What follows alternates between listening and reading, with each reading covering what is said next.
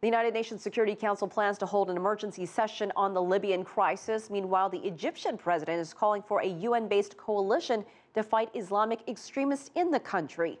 Abdel Fattah al-Sisi says Egypt's airstrikes against ISIL targets in Libya were in self-defense. The air raids followed ISIL's mass beheading of Coptic Christians in Libya, drawing Egypt into the fight. The murders also raise concerns that the terrorist influence is spreading beyond Iraq and Syria. What is going on in Libya could change the country into a breeding ground that will threaten the whole region, not only Egypt. Egypt, the Mediterranean basin and Europe have to deal with this problem because the mission was unaccomplished, was unfinished by our European friends. We abandoned the Libyan people as prisoners to extremist militias. El-Sisi was referring to the 2011 international intervention that helped depose former leader Muammar Gaddafi. CCTV's Adel el-mahrouki tells us more about the efforts to get the UN involved in the crisis. A great shift in Egyptian policies towards Libya, from denying military operations on Libyan soil to proudly releasing videos of Tuesday airstrikes. Egypt says it's defending its national security and it's not denying future strikes. We are deciding the way and the timing of retaliating to this brutal killings of our own people.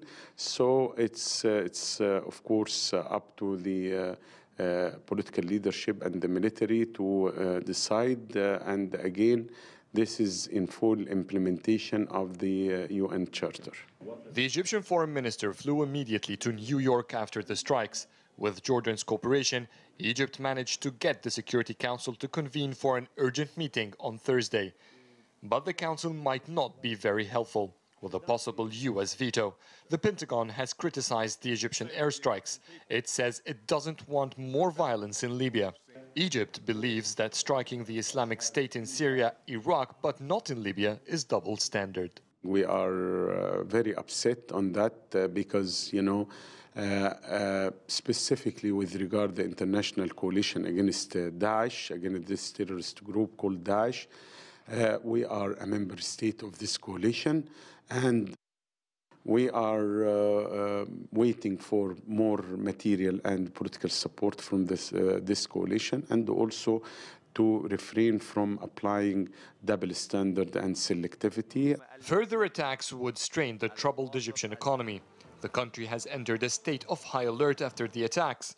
Army troops have increased at the borders with Libya, and more have spread across the country, protecting vital areas. Egypt is pulling all its strings to get as much international support as possible.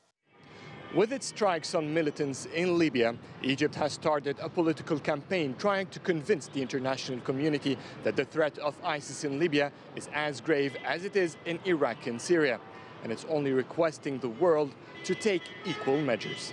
Adel, el-mahrouki, CCTV, Cairo.